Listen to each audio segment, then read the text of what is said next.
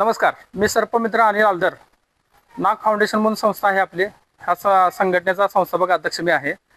आज आपल्याला पतंगे साहेबांचा फोन आलता. गुलमोहर अपार्टमेंट, वसंत विहार, सोलापूर. मग 1:30 वाजता फोन आल्यानंतर आपण घटनास्थळी आलो. घटनास्थळी आल्याच्या नंतर एका फाटीमध्ये साप एक 8 दिवसापासून ह्यांना त्रास देत होता इथं. आणि आपण तिथं पाण्याच्या सहाय्यानं पाणी सोडून त्या सापाला बाहेर काढला. सापाला बाहेर काढून पकडला. तो पकडलेला साप पूर्णपणे बिनविषारी धामण जातीचा असल्याचं व त्याची लांबी 6 फूट असल्याची आपण इथं नागरिकांना सांगितलेलं आहे. आता नागरिकांना सर्पमित्र संस्थेच्या वतीनं आव्हान म्हणून असणार आहे की पावसाळ्यामध्ये जेव्हा पाऊस पडतो त्यावेळेस सर्व सापांच्या पिल्ल्यांचा सीझन असतो. काय साप अंडे घालतात, काय साप पिल्ले देतात. तर आता नागरिकांनी काळजी काय घ्यावी, तर आपला घराचा परिसर स्वच्छ ठेवावा, अडगळ अडचण ठेवू नये. आणि जेणेकरून एखाद्या अडगळ केलेली असेल तर त्या अडगळीमध्ये एखादा छोटासा साप आला तर आपल्याला सर्पदंश होऊ शकतो.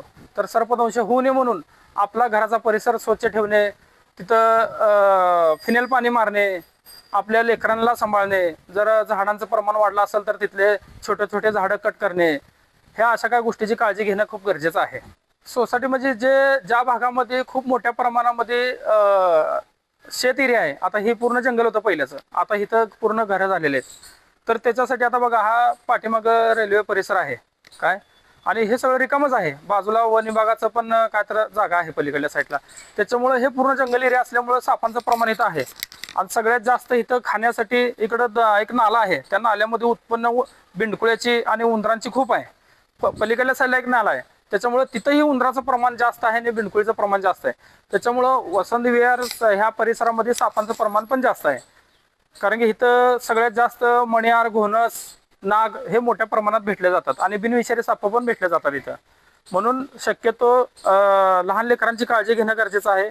खूप लोकांना इथं सर्पदंश पण झालेला आहे. ज्या लोकांची प्रॅक्टिकली नाही आहे किंवा सापांचं नॉलेज नाही आहे त्यांनी सापांना हात घालू नये. आणि जर नॉलेज नसेल तर नॉलेज घ्यावं, पुस्तकं वाचावं, पुस्तकामधून ज्ञान प्राप्त करावं, त्याचं टेक्निकली पकडण्याचं नॉलेज घ्यावं आणि मगच सापाला हात घालावं. स्वतःचा जीव गमवू नये. पेट्रोलचा वापर केल्यानं काय होतं माहिती का, त्याच्या स्किनला त्रास होतो.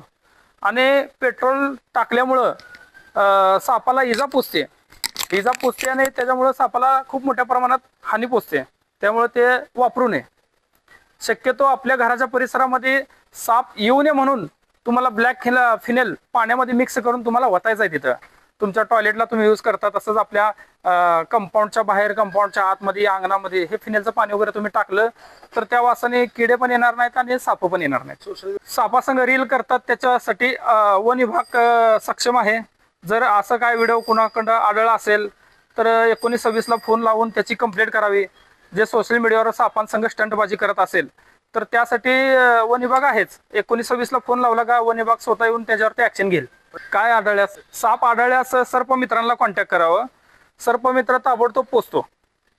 तुम्हाला फक्त सापावरती लक्ष ठेवायचं आहे. एक मोबाईल क्रमांक, आमचा मोबाईल क्रमांक 9970 76 75 10.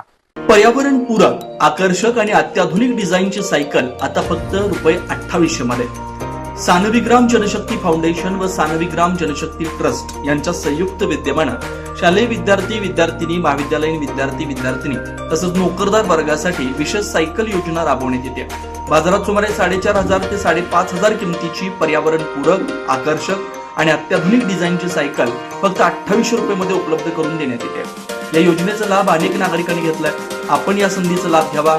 महत्वाची सूचना, या योजनेसाठी पूर्व नाव नोंदणी आवश्यक आहे. नाव नोंदणी करताना कोणतेही शुल्क आकारलं जाणार नाही. सायकल प्रत्यक्ष स्वीकारताना फक्त ₹2800 भरावे लागतील. या योजनेचा जास्तीत जास्त नागरिकांनी लाभ घ्यावा असं आवाहन समन्वयक व्यंकटेश अमृतम यांनी केलं. नाव नोंदणी व अधिक माहितीसाठी संपर्क प्रथमेश अमृतम 87 33 87 14 43, रमेश नलदास 72 49 63 41 62. जनदर्पण न्यूज चॅनल, मार्कंडेय सोलापूर सहकारी रुग्णालय जवळ, सोलापूर.